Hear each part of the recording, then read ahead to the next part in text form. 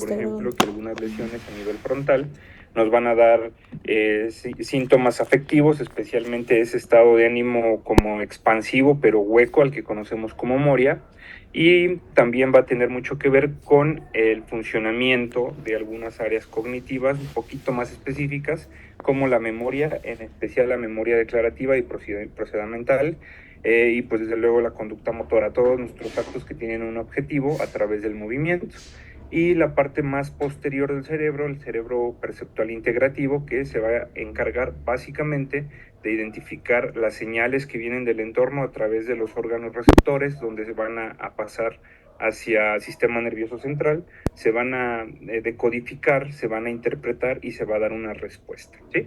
Entonces la parte esta del cerebro perceptual integrativo, pues básicamente se va a encargar de la identificación de la información que viene del mundo exterior, almacenar esa información para posteriormente poderla utilizar, apoyándose desde luego del cerebro de acción y dar una respuesta adecuada, ¿sí? Entonces, pues ya les había comentado también qué estructuras forman esa parte del cerebro de acción, qué estructuras forman esa parte del cerebro perceptual integrativo, y la parte talámica que se encarga de unir a estos dos, por lo tanto va a tener características clínicas tanto de acción como perceptuales integrativas. Circuito de Papez también ya lo habíamos analizado, y el vínculo con la respuesta afectiva, instintiva y primitiva a través de este circuito tan complejo, pero que nos va a dar una respuesta integrando la información que viene del entorno, ya sea táctil, auditiva, visual, olfativa, la va a pasar hacia la corteza cingulada, que es la corteza básica de, de, de la parte del sistema límbico, ¿sí? Para regresarla a las cortezas más primitivas, especialmente al giro dentado, donde se va a integrar y va a dar pues una respuesta emocional. Hasta ahí nos habíamos quedado. Existe un sistema que es probablemente en el que los psiquiatras más se enfocan al trabajo, que es la respuesta amigdalina y todas las implicaciones que esta tiene que ver con la patología psiquiátrica, con los trastornos mentales. Y esto es porque básicamente ya conocemos que alteraciones en la amígdala, alteraciones puntuales en la amígdala, y sobre todo cuando es una afección bilateral, nos van a dar síntomas muy característicos, ¿sí? Pero más allá yéndonos y dejando de lado el clásico síndrome de Cleaver-Bussy, que se presenta por un daño amigdalino bilateral, podemos tener una hiperactivación amigdalina como secundaria pues a una disfunción en algunos neurotransmisores, especialmente la serotonina, y que esto se va a reflejar con alteraciones conductuales bien características, sobre todo ya integrando la parte de los trastornos de la ansiedad. Entonces, esta imagen es bastante interesante, bastante bonita, porque nos explica el por qué se da una respuesta de miedo, una respuesta de amenaza, y también esto, si ustedes lo entienden, después sin tanto complicarse, se van a dar cuenta por qué el tratamiento de los trastornos de ansiedad es con antidepresivos serotoninérgicos. Entonces, quiero que se ubiquen acá. Tenemos un cerebro que está identificando una potencial amenaza. En este caso, pues nos ponen un alacrán que es potencialmente tóxico, ¿no? Para nosotros. Esa información sensorial, en este caso visual, va a viajar a través del órgano, primero el órgano receptor, va a viajar hacia su primer relevo a nivel del sistema nervioso central, que en este caso es el tálamo. Ya sabemos que básicamente todos los sentidos van a ser un relevo talámico, a excepción del olfato, ¿no? De ahí para allá todos van a pasar a tálamo, y de ahí ya van a agarrar la vía a donde corresponda, a la corteza occipital si es estímulos visuales, a la corteza temporal si es auditivo, parietal si es una integración sensitiva, táctil, etcétera. Entonces, esa información que estamos viendo aquí, que se percibe a través del órgano, va a ser su primer relevo a nivel talámico, ¿sí? Es representado aquí con esta imagen, representado acá también en la imagen con esa estructura un poco más grande, como clásicamente se representa al tálamo, ¿sí? De aquí vamos a tener dos posibles vías, si se dan cuenta, ¿sí? Una vía que es rápida y una vía que es lenta. La vía rápida tiene un objetivo, es dar una respuesta inmediata, una respuesta que sea no pensada, que sea básicamente en automático.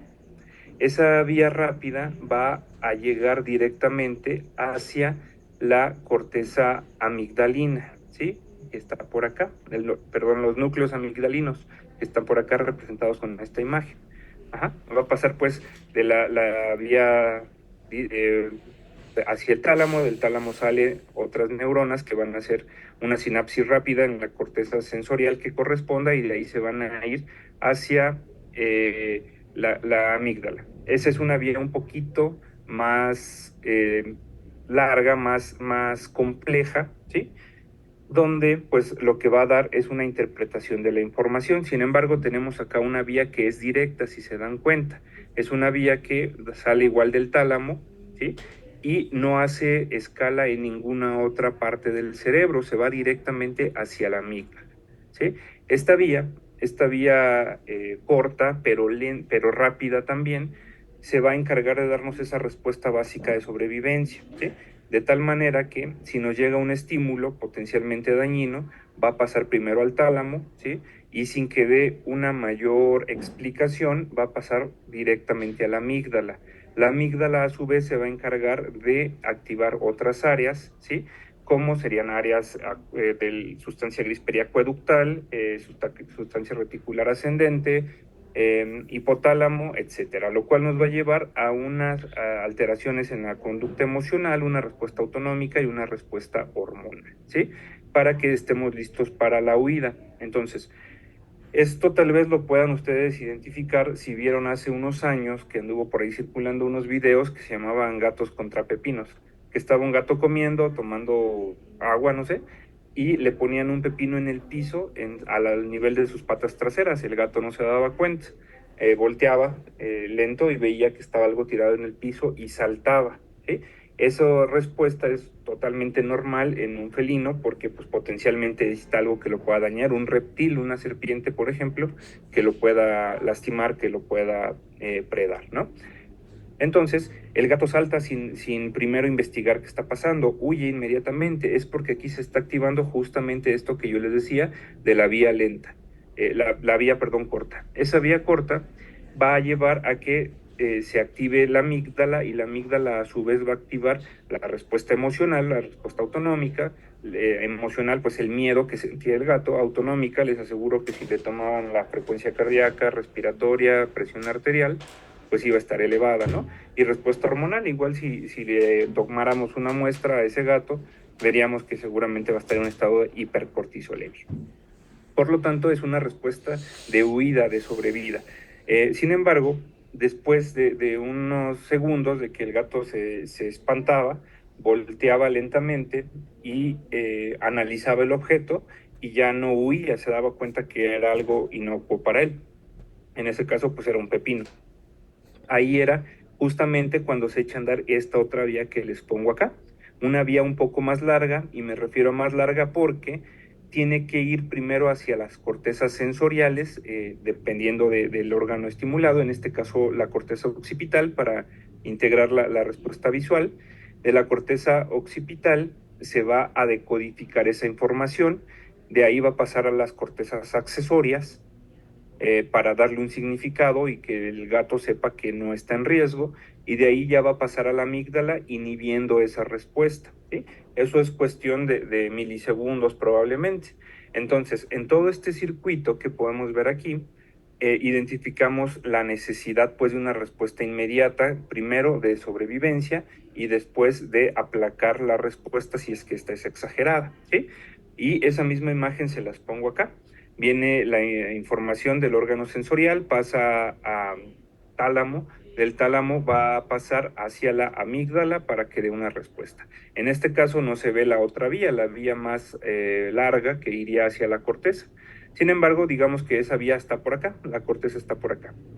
Salen de ahí, de la vía, de la corteza visual, neuronas que van a ir hacia el tronco encefálico para regular la respuesta, y algunas de esas sinapsis van hacia un núcleo muy específico que es el núcleo del RAFE. Ya hablaremos de él cuando analicemos a la serotonina. Los núcleos del RAFE que se encuentran ahí a nivel del tronco encefálico, básicamente en los 3 niveles del tronco, son los principales núcleos productores de serotonina, ¿sí?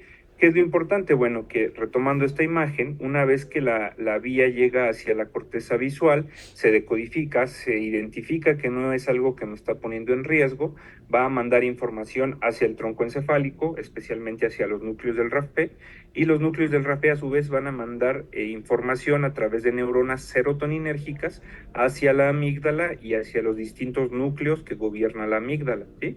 Sustancia gris periacueductal, por ejemplo, el hipotálamo, el núcleo ceruleus, que van a encargarse de la respuesta de lo que ya hablábamos ahorita.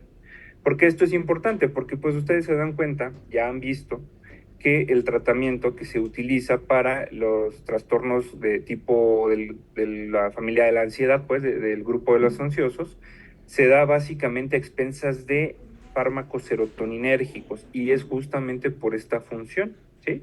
Nada tiene que ver con la depresión, pero sí tiene que ver con la serotonina y su efecto inhibidor sobre la amígdala.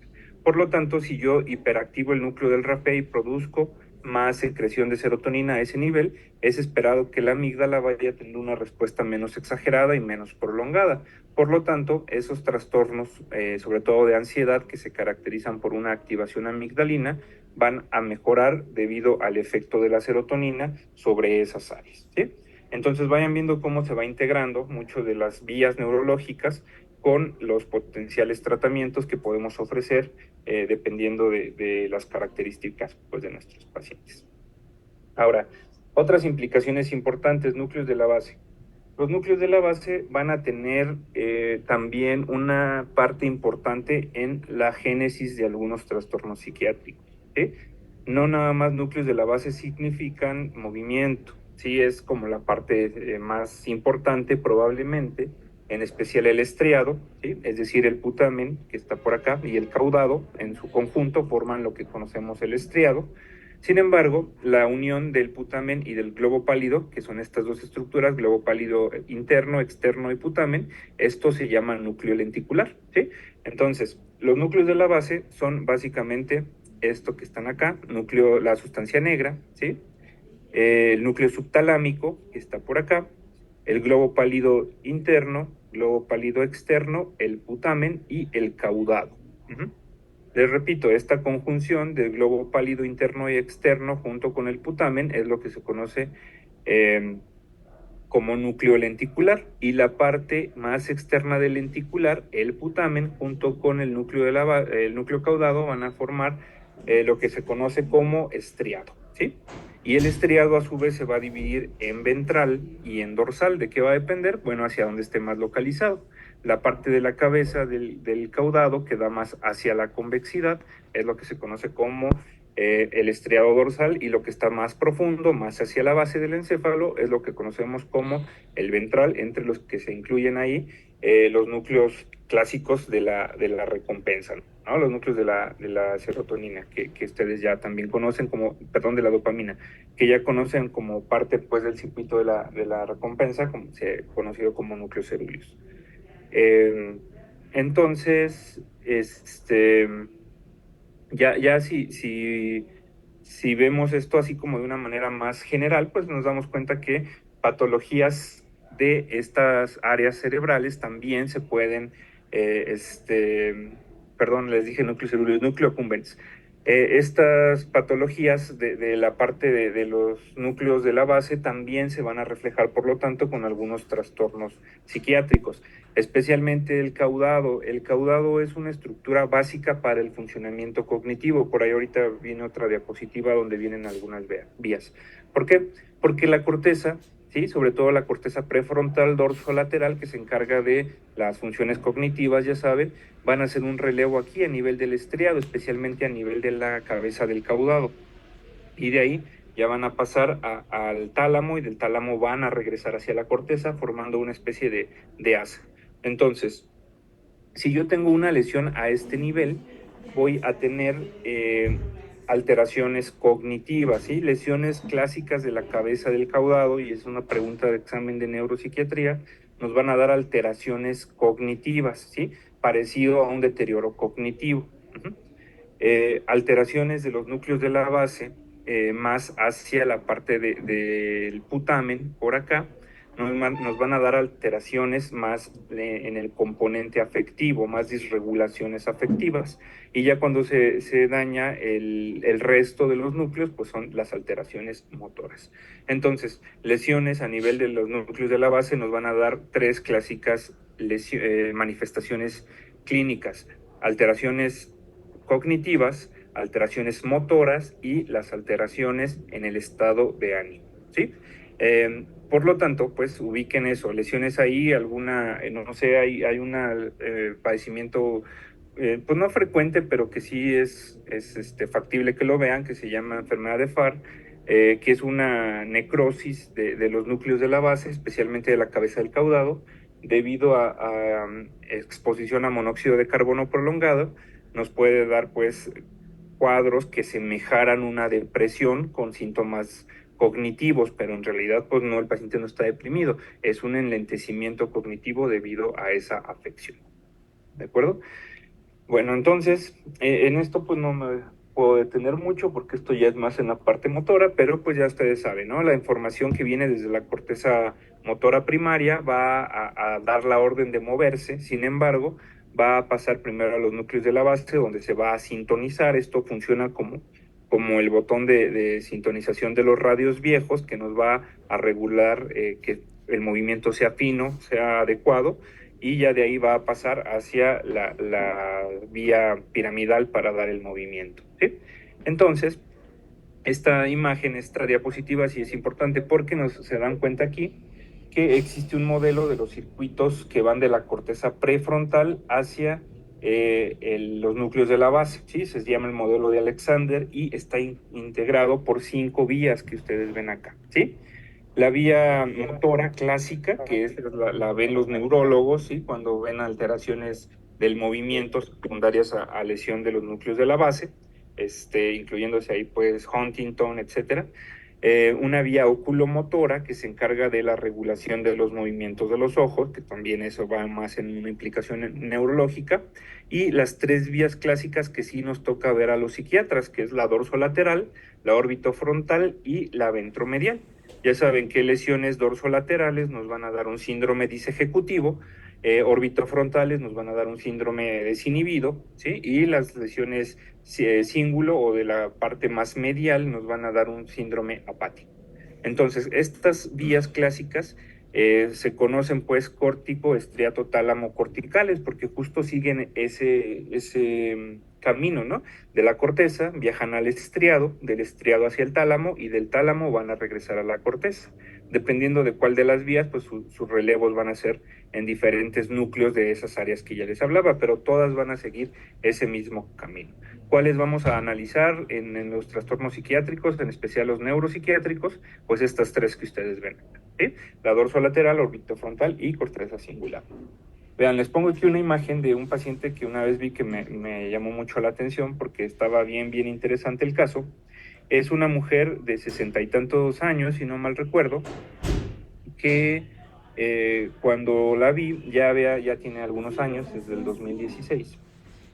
Ya había sido valorada previamente, ¿no? Por psiquiatría, y la trataban como un trastorno de ansiedad porque la paciente tenía algunas alteraciones en el movimiento muy peculiares, sobre todo a nivel de la lengua, y tenía una especie como de acaticia, se paraba, se sentaba, se veía inquieta, pues, pero tenía un componente ansioso muy importante y también tenía fallas ya cognitivas que pues pareciera que la paciente ya se estaba demenciando.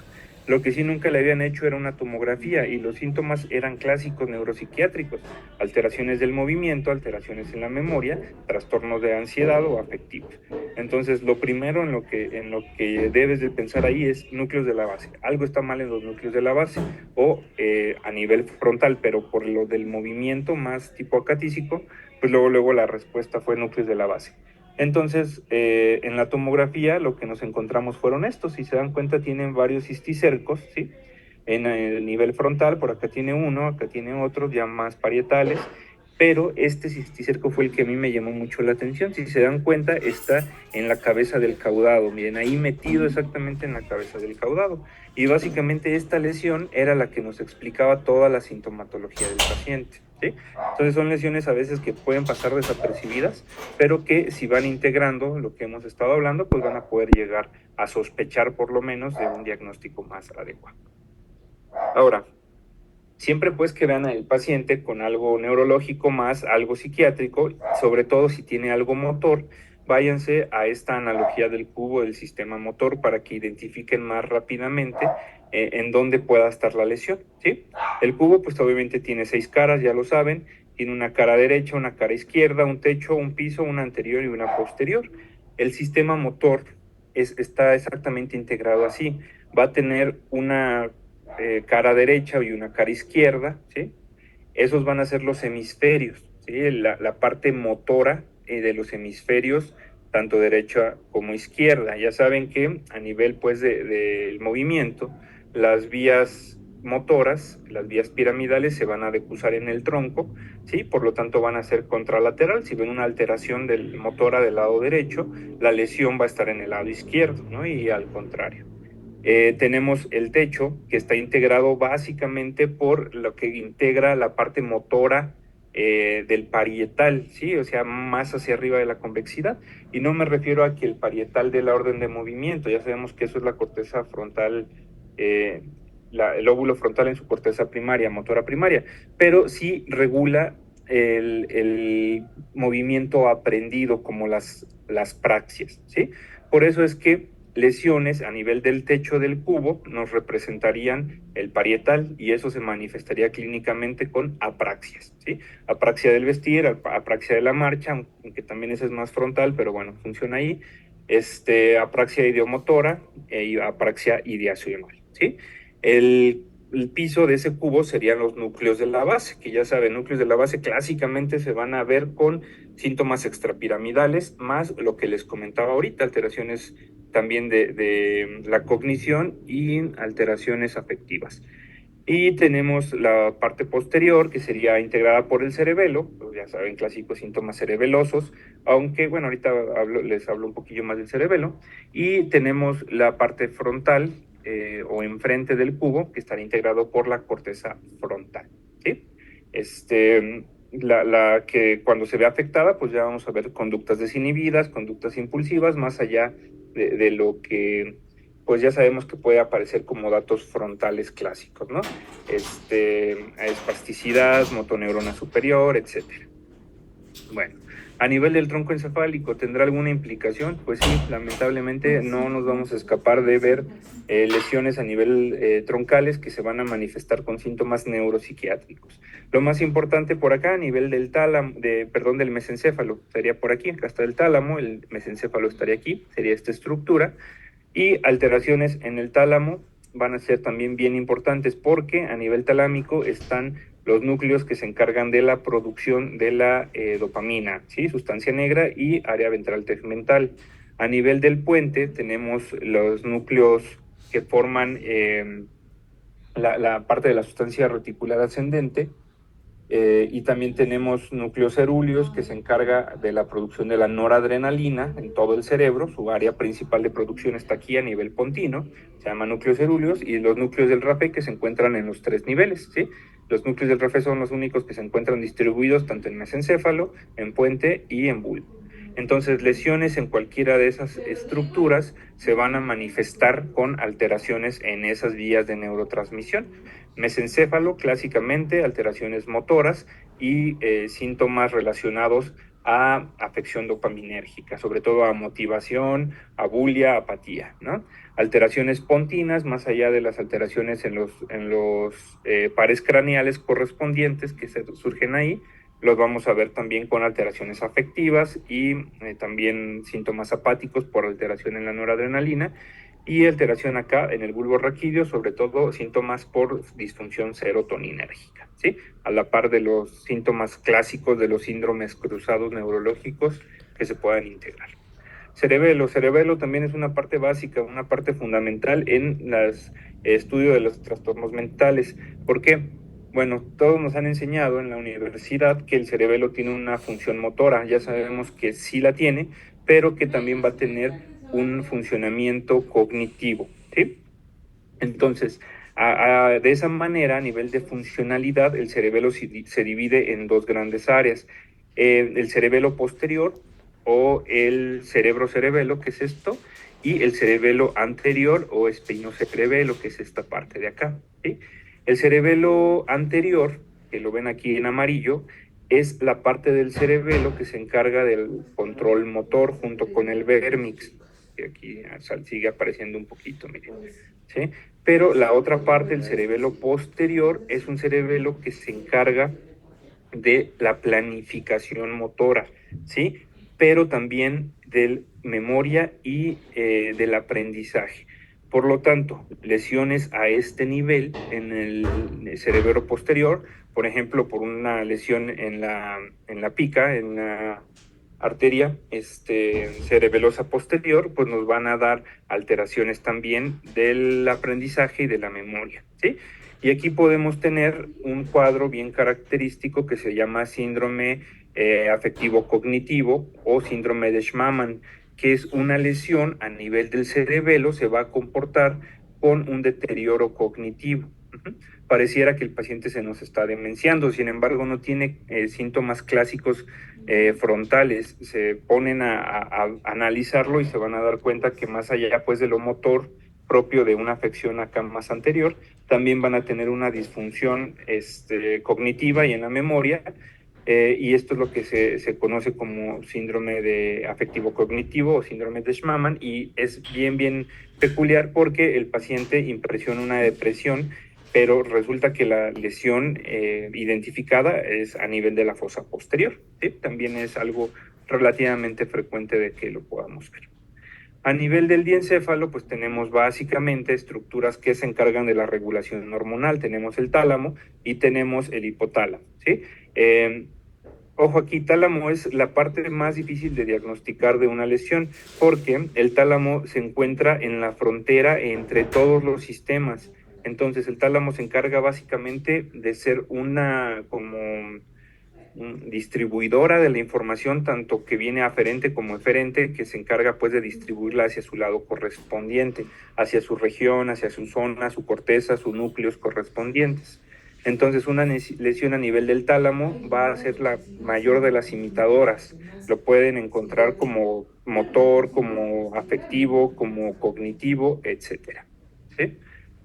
Bueno, las áreas de asociación no son las cortezas primarias. Acuérdense, la corteza primaria visual, temporal, o sea, pues auditiva o somática acá a nivel del parietal, se encargan de codificar la información en cualquiera de esas modalidades de las que yo le hablaba. Sin embargo, no le van a dar una interpretación. ¿A qué me refiero? En el caso de la imagen del alacrán que les ponía hace unas diapositivas, la información llega hacia la corteza primaria visual, va a decodificar que es una cosita de unos centímetros, pequeñito, ¿no? Con cierto número de patas, con cierto número de tenazas, con una colita, hasta ahí se va a quedar. Lo decodifica. Sin embargo, quien va a darle esa parte de la interpretación es las cortezas de asociación. Esta corteza es la que guarda la información previamente aprendida y que nos va a decir, bueno, esto es un alacrán que me puede poner en riesgo, ¿sí? Hasta ahí se queda la información, pero de aquí de la corteza de asociación va a pasar al circuito de Papez, que también ya les puse hace algunas diapositivas, ¿sí? Donde la corteza de asociación va a mandar la información hacia la corteza límbica. De la corteza límbica, ya también les había comentado, va a pasar hacia los núcleos talámicos anteriores, de los núcleos talámicos va a pasar a la corteza cingulada, donde nos va a recordar el, el, la interpretación emocional de ese animal, ¿no? De ese bicho, y de ahí va a regresar hacia el sistema límbico para pasar al hipotálamo y que se dé la respuesta de miedo, de hiperactivación, etcétera. Entonces, hasta aquí pues vemos que todo va a funcionar de una manera integrada, ¿sí? Las cortezas, por lo tanto, de asociación, junto con las primarias, van a ser las encargadas de darle una connotación a eso que yo estoy observando, oliendo, oyendo, sintiendo, ¿no? Táctilmente, para que posteriormente el sistema límbico le dé la interpretación afectiva y podamos tener una respuesta. Ya sabrán, por lo tanto, que alteraciones en cualquiera de esas pues, nos van a dar diferentes síndromes, ¿no? Una afección acá en la corteza visual, pues no voy a poder integrar lo que está pasando, es la corteza, la ceguera cortical clásica, ¿sí? Si hay una alteración acá en la pared occipital, pues el paciente no va a poder integrar lo que está pasando, no le va a dar esa significancia a lo que está pasando, y ahí tenemos habitualmente las famosas agnosias. Si es a nivel del sistema límbico, pues vamos a tener probablemente trastornos relacionados a miedos o a ansiedad a tal evento, ¿no? Un postraumático, por ejemplo, ¿sí? Una fobia específica, por ejemplo. Ok. Bueno, entonces, la manera más clásica, más sencilla de dividir la parte más evolucionada del cerebro, el telencéfalo, es en los lóbulos, ¿sí? Ya sabemos que existe un lóbulo frontal, un lóbulo parietal, un occipital y un temporal. Y eso es, pues, como que la parte más que nos involucra ya en el procesamiento cognitivo. Ya sabemos que la parte clásica que nos diferencia del resto de los animales, o todo del resto de los primates, es el lóbulo frontal, ¿sí? El lóbulo frontal, como se ve aquí, comparado con otros primates, pues es el más grande de todos a comparación de volumen total cerebral. Y esta es probablemente la última estructura que adquirimos, que se va a encargar básicamente de la control cognitivo, de la regulación de las respuestas sociales, ¿sí? Y de la capacidad de funcionar en un entorno social. Entonces, el lóbulo frontal, si lo analizamos de una manera un poquito más detallada, nos vamos a dar cuenta que está integrado por la corteza motora y la corteza prefrontal. Todo lo que no sea motora, es decir, esta área, que es la primera circunvolución precentral o prerolándica, esta que ustedes ven aquí en rojo, esa se encarga meramente del control motor, ¿sí? Todo lo que está por delante de esa primer circunvolución, todo lo demás es lo que conocemos como corteza prefrontal, ¿sí? Y esa se va a encargar de cosas mucho más específicas, no nada más tiene que ver en la parte de la cognición y control, ¿no? También tiene que ver, por ejemplo, en el control de la micción, en el movimiento ocular, etcétera, ¿no? Pero, bueno, lo que clásicamente nos importa, lo que ya sabemos, es la forma en cómo se divide, ¿sí? Entonces, déjenme ver si tengo una diapositiva. Bueno, ahorita a ver si sale. La corteza prefrontal se va a dividir en 3 regiones, eso apréndanselo bien porque es básico. Todo lo que está aquí, en esta parte, que ustedes pueden ver, todo esto se llama corteza prefrontal dorsolateral, ¿sí? Y tiene que ver con el funcionamiento cognitivo. Todas nuestras funciones cognitivas se encuentran dadas por esta área, ¿sí? Otra área importante que se encuentra ahí está aquí, en esta circunvolución prefrontal inferior, y es la que se encarga del lenguaje, ¿sí? El área de Broca, famosa. La segunda de las grandes áreas en las que se divide la corteza prefrontal está aquí abajo, miren, en esta parte, que si lo viéramos de manera sencilla, pues está inmediatamente superior a la silla turca, ¿sí? Al quiasma, y es lo que conocemos como la corteza órbitofrontal, el nombre lo dice todo, está encima de las órbitas oculares. Y esta se va a encargar de control de impulsos, del funcionamiento social, básicamente. Después tenemos la otra de las áreas, que sería ya en una vista medial, ¿sí? En esta parte, en esta otra vista lo podríamos identificar, que es todo lo que está en la parte interna de ese lóbulo frontal, y que pues la clásica área es el cíngulo, la corteza cingulada, y ese se encarga de las motivaciones de la volición, ¿sí? Lesiones diferentes pues nos van a dar manifestaciones clínicas bien peculiares. Lesiones dorsolaterales se van a manifestar como un síndrome cognitivo, ¿sí? Un síndrome disejecutivo, el paciente no tiene la capacidad de tener un funcionamiento ejecutivo adecuado. Un síndrome acá a nivel de la corteza orbitofrontal se va a llamar síndrome desinhibido, es que el paciente anda hipersexual, con conductas jocosas, que no mide, ¿no? La intimidad con los demás, algo muy parecido a lo que pasaba con Phineas Gage, creo que sí les hablé en la clase pasada, y una lesión acá, en el giro singular, nos va a dar un síndrome que se llama síndrome apático, ¿sí? Donde pues lo que va a ser característico es que el paciente está apático, no quiere hacer nada, está motivacional, a veces ni hablan, ya cuando es bilateral y muy profundo, esto ya se integra como un mutismo, ¿no? Asinético, así se le llama. Enfermedades que lo afectan, pues cualquier lesión vascular aquí, cualquier tumor, cualquier degeneración de esas áreas, pues nos van a dar cualquiera de esos síndromes. Por ejemplo, las demencias de FT, las frontotemporales, por ejemplo, los Alzheimer ya en estadios avanzados que empiezan a afectar corteza prefrontal, pues los vamos a ver con esos síntomas de los síndromes que yo ya les comentaba, ¿sí?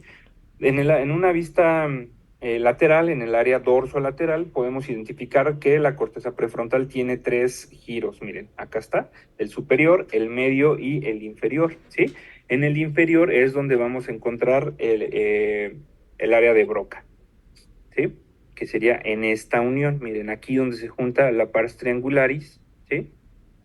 Con la opercular, que es esta parte, aquí es el área de Broca. Entonces, lesiones a este nivel pues se van a caracterizar clásicamente por una afasia motora, ¿sí? Eso ya también lo saben. Ok, ahí lo pueden ver, miren, esa es una imagen donde podemos ver perfectamente el giro frontal inferior, y este es el triangularis y el opercular. Esto es lo que conocemos como área de Broca aquí, ¿sí? Si ven alguna resonancia, sobre todo resonancia más que tomografía, véanlo con mucho cuidado y se ve bien bonita la imagen, es clásica. La parte del homúnculo de Penfield, pues no me voy a meter, ya saben que dependiendo del área de la corteza dañada, van a manifestarse con alteraciones motoras en diferentes áreas. En este caso tenemos la corteza motora acá, frontal, y un poquito más atrás, la primera circunvolución parietal, pues tenemos la parte somatosensorial, ¿sí? Entonces, ¿por qué nos es importante? Bueno, porque si ya sé que la lesión está acá, más medial, pues las lesiones motoras evidentes van a ser en el miembro inferior, y así podríamos ir analizándolo cada uno de ellos. Es importante que conozcan, pues, por lo tanto, el homúnculo de Penfield.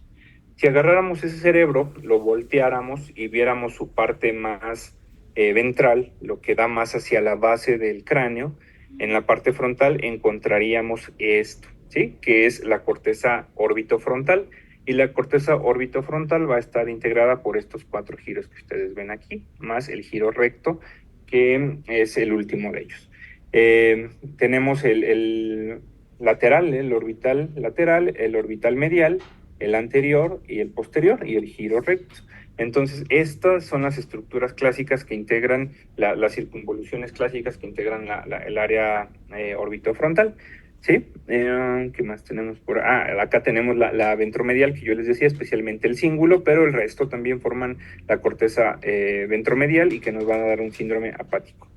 Ahí tienen el caso de Phineas Gage, ya les comentaba cómo destrozó la barra esta, penetró y destrozó toda la corteza orbitofrontal, y pues obviamente el paciente quedó con un síndrome caracterizado por impulsividad, por apatía, por impulsividad, por conductas hiperfamiliares, ¿no? Hipersexuales también, algunos cambios ahí en el funcionamiento moral, etcétera. Ok, bueno, entonces siempre que veamos alteraciones corticales, pues vamos a encontrarlo con esta clásica tétrada que ustedes ven aquí: afasias, agnosias, apraxias y alteraciones del pensamiento. Pero si la alteración es en cualquiera de esas áreas de la corteza prefrontal, pero más hacia abajo, es decir, en la sustancia blanca o en los núcleos de la base, o en la corona radiada o la cápsula interna, vamos a ver síntomas clásicos como bradicinesia, bradifrenia, síntomas motores y síntomas talámicos, ¿sí? Entonces, dependiendo, pero lo más clásico, por mucho, son los síntomas corticales.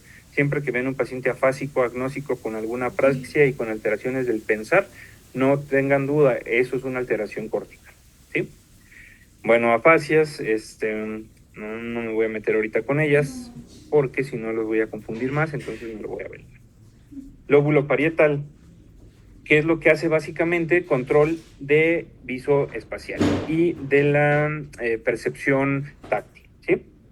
El parietal pues va a estar integrado por un giro poscentral, que es esto, inmediatamente posterior a la circunvolución, a la cisura de Rolando, y esta se encarga de tacto, es la corteza sensorial primaria. ¿Sí? Después tenemos el óvulo parietal superior por acá, ¿sí? El óvulo parietal, la corteza parietal inferior, la circunvolución, y parte del arqueado.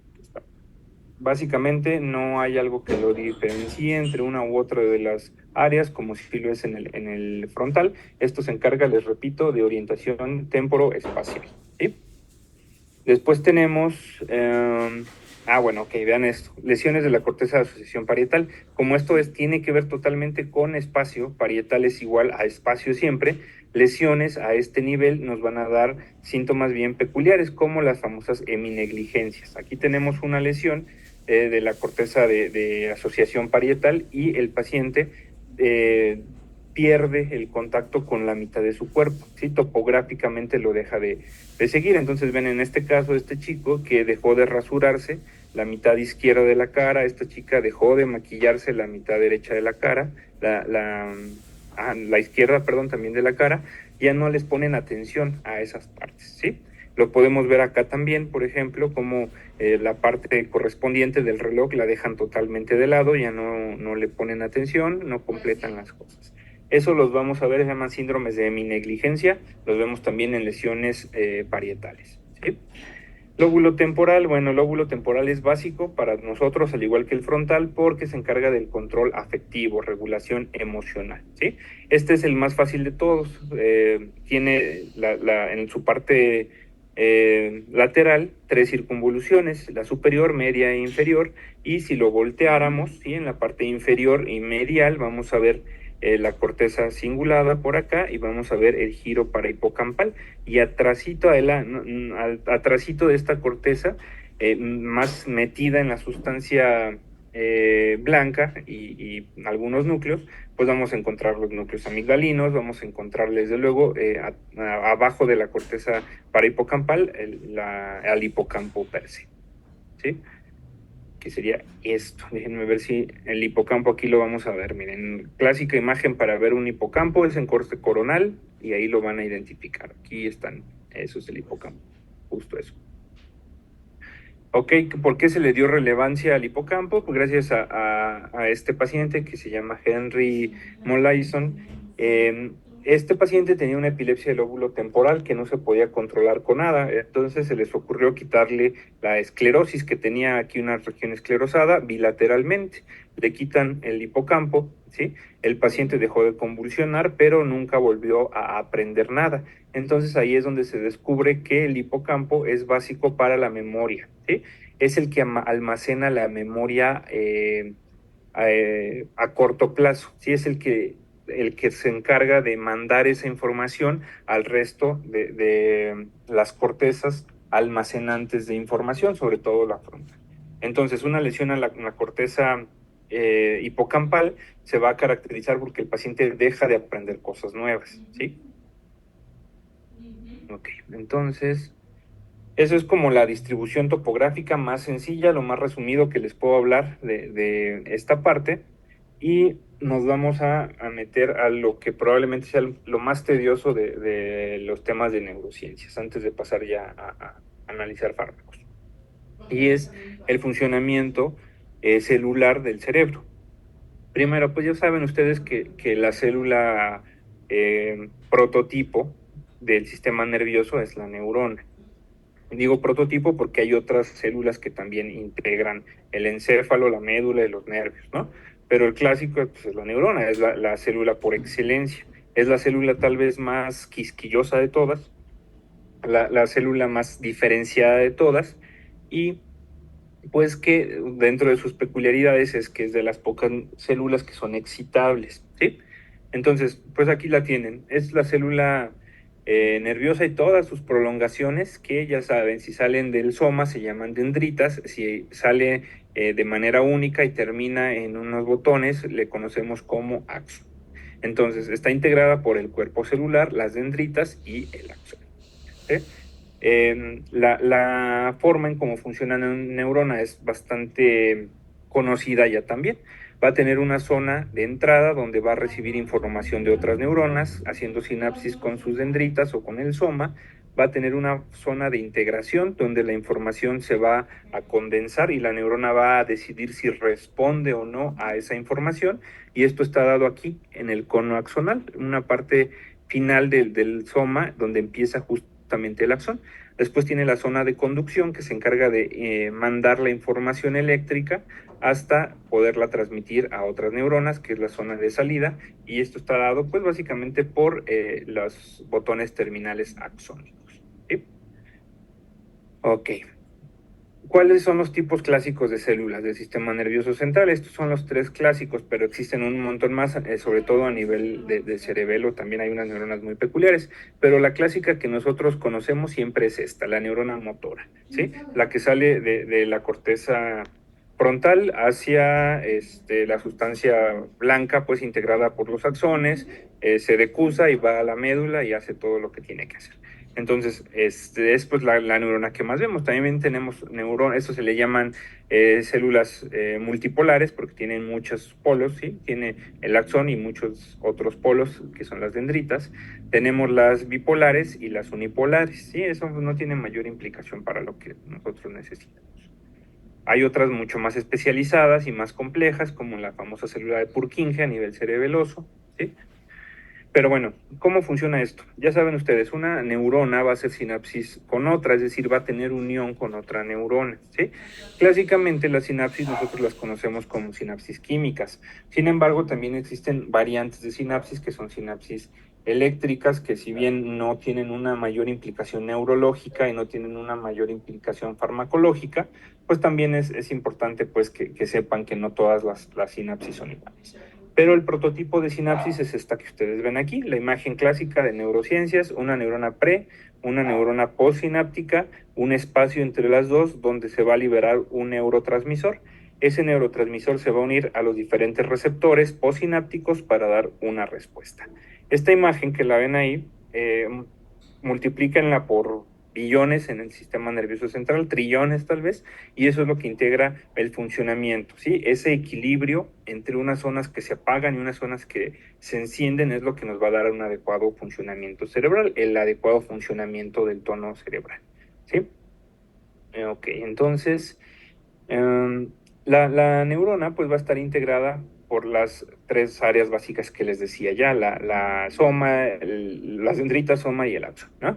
Sin embargo, pues dentro del soma va a tener algunos organelos, que tampoco es el tema para meternos a la biología celular de la neurona, pero pues ya saben, el citoplasma, que es todo el líquido gelatinoso en el cual se encuentran flotando los diferentes organelos, el núcleo, que se encarga de tener el control de la información genética, la sustancia de Nissl, que la van a ver por ahí, que son algunas, ahí se me fue el nombre. Ahorita les digo. El aparato de Golgi, que se encarga de la síntesis de lípidos, mitocondrias, neurofilamentos, microfilamentos, túbulos y lisosomas. Ribosomas, perdón, la sustancia de Nils integrada por algunos ribosomas ahí solitos flotando, ¿sí?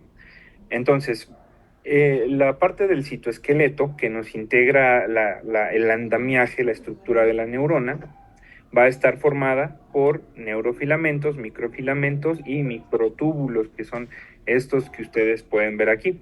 Básicamente, sin meternos en muchos detalles, ¿qué es lo que hace? Darle estructura, darle rigidez a la neurona y evitar que colapse.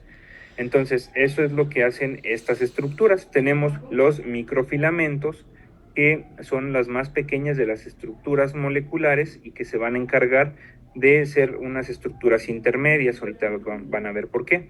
Tenemos los neurofilamentos, que son estas que ven aquí en amarillo, y tenemos los microtúbulos, ¿sí? Que son los más grandes, los que dan la estructura más reforzada, ¿sí? Los microfilamentos, lo que les decía yo, básicamente son intermedias porque se encargan de unir a los microtúbulos con los neurofilamentos y de esa manera formar una especie de red que va a dar mucho mayor soporte, ¿sí? Entonces, véanlo acá otra vez. Tenemos por acá los filamentos, los microtúbulos, aquí tenemos los microtúbulos, ¿sí? Y como acá tenemos los filamentos de actina o neurofilamentos que van integrando y forman esta especie de red en la cual va a encontrarse el soporte de de toda la estructura del citoplasma y de la membrana celular, ¿sí? Bueno, ya después veremos un poquito más a detalle cómo funcionan las vesículas y su mecanismo de liberación. Sin embargo, es bastante complejo, no es nada más que una vesícula donde se almacena el neurotransmisor, se una y se libere, no. Esto tiene que ver mucho con un control más allá, ¿sí? Tenemos muchas proteínas ahí en las vesículas que almacenan los neurotransmisores que van a ser fundamentales para que la vesícula se pueda fundir con la membrana presináptica para liberar ese neurotransmisor. Ya también más adelante lo analizaremos. Ok, el transporte axonal. Tenemos transporte axonal que va desde el núcleo, desde el soma, hacia los axones, y eso se llama transporte axonal anterógrado, ¿sí? Y habitualmente es rápido, aunque podemos tener también un transporte axonal lento, pero el principal es el anterógrado rápido, que se encarga de mandar desde el soma, desde la parte metabólica de esa neurona, vesículas, mitocondrias, etcétera, hacia el resto de la neurona, sobre todo hacia las dendritas y los axones, ¿sí? Esto es rápido, más o menos se mueve entre 100 y 400 milímetros en un día, ¿sí? Este es el transporte más rápido que tenemos. Después tenemos el anterógrado rápido.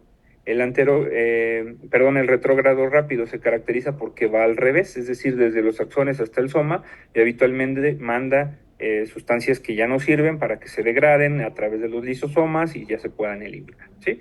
Aquí ya saben que entra el contagio por el virus de la rabia, ¿no? Que se transmite así, a través de un transporte axonal retrógrado. Se une a estas proteínas de transporte y los llevan desde los axones o desde las dendritas, los botones terminales, hacia el soma para que de ahí se replique y pues ya haga su caos ahí el virus de la rabia, ¿no? Tenemos otro que es el transporte axonal anterógrado, es decir, desde el núcleo hasta los axones. Este es lento y este habitualmente se encarga de transportar estructuras del citoesqueleto para que se prolonguen más esas terminaciones nerviosas, por ejemplo, ¿sí? Este es lento, pues, obviamente, porque el movimiento, al ser proteínas muy grandes, tardan mucho en llegar de un punto a otro. Y aquí les pongo hasta 2.5 milímetros en un día, es decir, crecen muy lento, ¿sí?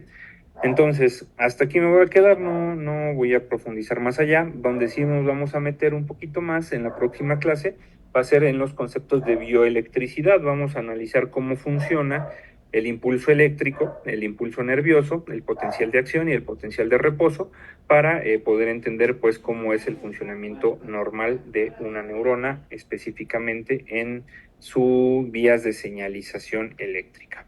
¿De acuerdo? Ok. Bueno, ¿hasta aquí tienen dudas o algo que quieran aportar?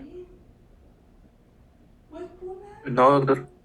Ok, yo sé Doctor, que hoy, sí. ¿cuál es el nombre del síndrome que dijo por aspiración de monóxido de carbono? Se llama enfermedad de FAR, F-A-H-R. Ah, gracias. Sí. Bueno, yo sé que voy rápido, doctores, sé que no me da tiempo de más, pero es un tema que no puedo tardarme más de 4 clases en verlo, todas las partes eh, básicas de neurociencias, lo tengo que repasar, sí, porque pues para poder entender a los fármacos, cómo actúan, pues debemos de conocer algunas bases, ¿sí? En el funcionamiento del sistema nervioso central. Entonces, por favor, denle una revisada, yo sé, son temas áridos, pero si hay dudas, aquí las podemos ir revisando, las podemos ir solucionando, o igual me pueden mandar un mensaje de WhatsApp y por ahí si hay algo que siga pendiente, ¿sí? Entonces, la próxima clase empezamos con bioelectricidad y vamos a ver hasta dónde logramos avanzar ahí. Los veo el próximo lunes. Gracias, doctor. Gracias, doctor. Gracias, doctor. Gracias. Bye.